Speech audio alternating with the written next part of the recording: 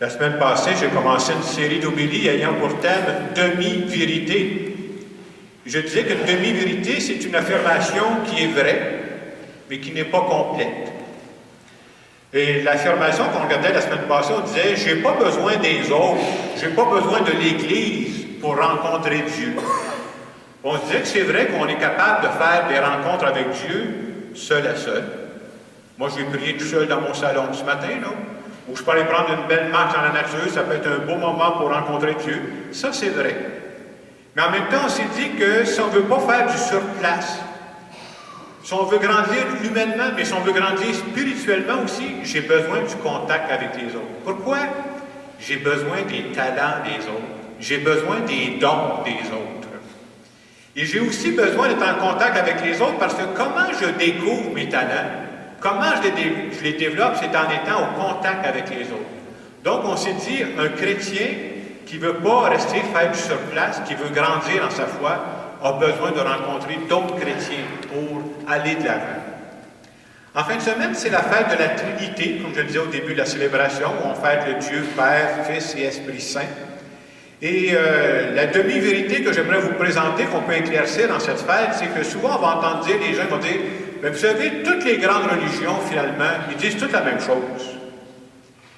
Et cette demi-vérité, il y a une partie vraie, il y a une partie qui n'est pas complète.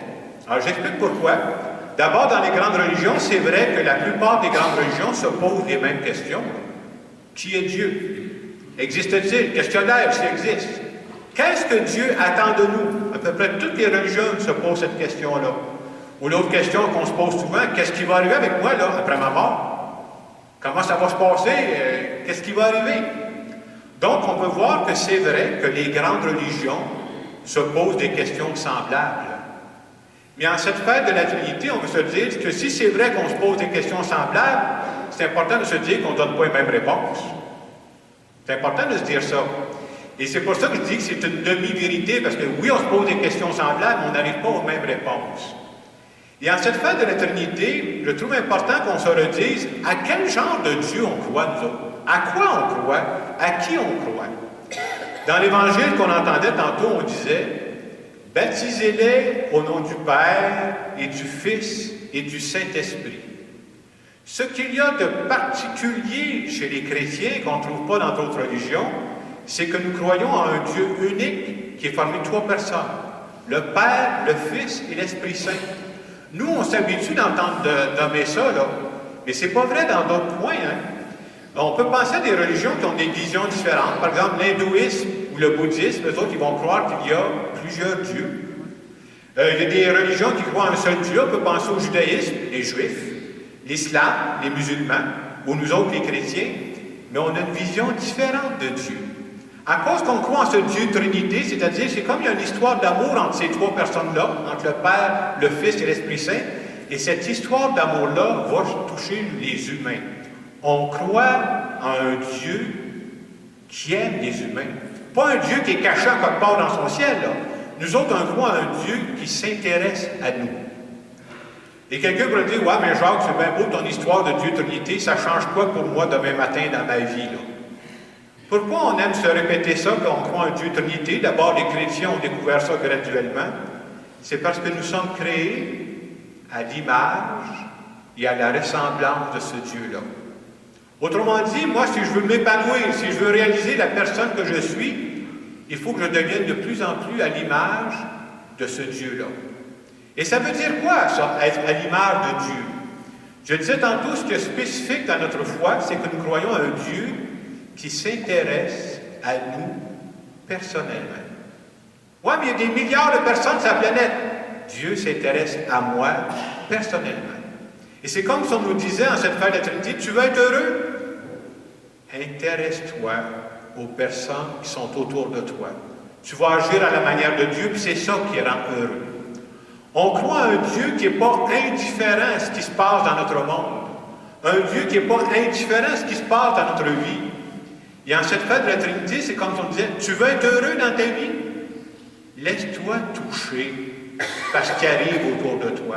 Laisse-toi toucher par les personnes qui vivent des situations spéciales autour de toi. Et quand tu vas faire ça, tu vas être à l'image de Dieu Trinité mais tu es faite pour ça, c'est dans ta nature, ça va t'épanouir.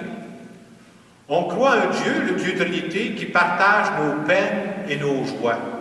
Et encore une fois, si on veut être heureux, on dit, arrange-toi donc pour que les gens autour de toi, les joies des personnes que tu aimes, ça devienne tes joies. Les peines des personnes que tu aimes, que ça devienne tes peines.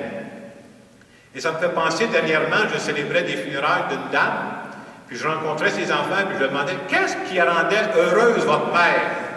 Et j'ai trouvé c'est beau la réponse qu'ils m'ont faite. Et vous savez quand est-ce que notre mère était heureuse? Quand ça allait bien pour tous les membres de sa famille, elle était heureuse. Puis s'il y avait quelqu'un qui allait moins bien dans la famille, ma mère était moins heureuse. Puis je pense qu'il y a beaucoup de personnes qui pourraient se reconnaître là-dedans. Et c'est ça, Dieu Trinité, hein? Je ne vis pas tout seul dans mon cocon. Ce qui arrive autour de moi me touche. Et des fois, on peut penser que pour vivre à la manière de Dieu Trinité, il faut que ça se passe dans des situations très spéciales. Non, non, non. Il y a beaucoup de situations de la vie qui arrivent, et si on est capable de se laisser toucher par ce qui arrive, pour moi, c'est ça, de croire en un Dieu qui aime. J'ai pensé vous donner 2 exemples qui sont arrivés même dernièrement, où je trouve que c'est une image du Dieu Trinité de vivre de cette façon-là. Vous avez peut-être entendu aux nouvelles cette semaine, il y a eu une résidence pour personnes âgées en Beauce qui a fermé cette semaine. Et pour les personnes qui demeuraient dans cette résidence, vous savez combien de temps on leur a donné pour partir? 48 heures. Je ne sais pas vous autres comment vous en tirez, j'essaie de penser à ça. Moi, si on me disait cette semaine, tu as 48 heures pour faire tes boîtes au presbytère.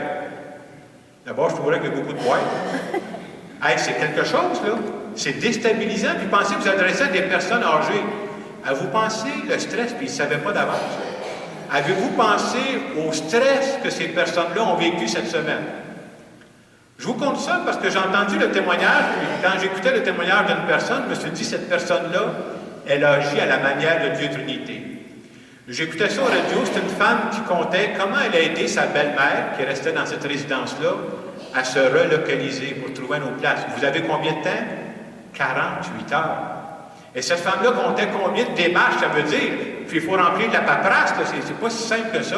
Il fallait qu'elle rassure sa belle-mère, puis elle fallait qu'elle change son horaire pour être présente avec sa belle-mère. Je vous compte ça pour montrer comment cette femme-là, pour moi, elle a agi à la manière de Dieu Trinité, c'est-à-dire, elle peut dire, j'en ai pas de problème, moi. Je l'ai, ma maison. Ça ne me regarde pas ce qui arrive à ma belle-mère. Elle s'est laissée toucher par la détresse de sa belle-mère. Et à partir du moment où on n'est plus indifférent à ce qui arrive aux gens autour de nous, pour moi, c'est un peu ça, vivre à la manière de Dieu Trinité. Je pense que ça montre la grandeur du cœur de cette femme-là qui a fait ça. Un deuxième exemple que j'aimerais vous donner, il est moins profond, mais en tout cas, ça m'a éveillé ça quand j'ai préparé mon homélie. Ça m'est arrivé, c'est une situation qui m'est arrivée à moi je pense que l'été passé ou il y a 2 ans. Les gens qui me connaissent, vous savez peut-être que moi, je suis un marcheur. Alors, j'aime marcher. Des fois, j'apprends mes affaires. Je pars en marchant. L'été, c'est au plus agréable. Et vous savez, quand on marche en été, il y a des choses qui peuvent arriver. C'est-à-dire, il faut partir en marche l'été, là. Il peut faire très beau. Et dans un peu de temps, la température peut changer. Alors, l'été passé ou l'autre été avant, j'étais parti marcher comme ça. J'avançais, puis il faisait beau. Puis à un moment donné, le vent s'est élevé, puis il a commencé à mouiller. Vous savez, des fois, quand il commence à pleuvoir, il tombe quelques gouttes, c'est pas bien grave. Là. Mais là, il pleuvait, puis pas à peu près. Là. Tellement que plus j'avançais dans mon affaire, puis j'étais assez loin du presbytère, je commençais à ressembler à une poule mouillée. C'est-à-dire que même ma mise en pli commençait à se défaire. Là. Ça veut dire qu'il pleuvait beaucoup, beaucoup. Puis à un moment donné, je marchais plus vite pour m'approcher. Et pendant que je marchais plus vite, puis j'étais bien mouillé, il y a une voiture qui a arrêté, qui s'est collée, et m'a dit, voulez-vous que j'aille vous reconduire chez vous? C'était quelqu'un que je connaissais. J'ai trouvé ça délicat, hein? Cette personne-là, elle peut dire, hey, c'est lui qui a fait le fou d'aller marcher sur la pluie et qui se débrouille, hein? Comment c'est facile dans notre monde d'être indifférent à ce qui arrive aux autres? Et à travers cette petite délicatesse-là, c'est comme si cette personne-là a dit, je vois que l'autre est mal pris, je vais l'aider. C'est un exemple que je vous donne. Mais des petits gestes comme ça, on est tous capables d'en faire d'une façon ou de l'autre. Et à chaque fois qu'on fait ça, pour moi, on agit à la manière de ce Dieu Trinité. En fin de semaine, c'est ce qu'on veut nous dire, non seulement de connaître, de savoir un peu, c'est mystérieux le Dieu Trinité, mais dire que c'est un Dieu qui nous aime personnellement. Moi, je suis content de croire à ce Dieu-là. Un Dieu qui n'est pas indifférent à ce qui m'arrive présentement, voilà là. Et notre but à nous, c'est de dire, comment moi je peux devenir plus semblable à ça? Comment je peux devenir de moins en moins indifférent? On dit que le problème de nos grandes sociétés, c'est qu'on devient de plus en plus indifférent. Arrange-toi, tu as ton compte à la caisse, toi, là, arrange-toi, tu as ton auto, arrange-toi. Et finalement, c'est comme si on ne veut plus s'occuper de personne. Alors, ce matin, à travers cette célébration, on pourrait se demander, est-ce qu'il n'y a pas des personnes dans notre entourage présentement qui auraient besoin qu'on leur accorde un peu plus d'attention? Des personnes à qui on pourrait faire du bien, simplement parfois par un petit geste ou une présence, et on deviendrait les mains et le cœur de Dieu Trinité dans notre monde. Je vous laisse quelques instants de silence pour voir comment ça peut s'appliquer à votre vie présentement.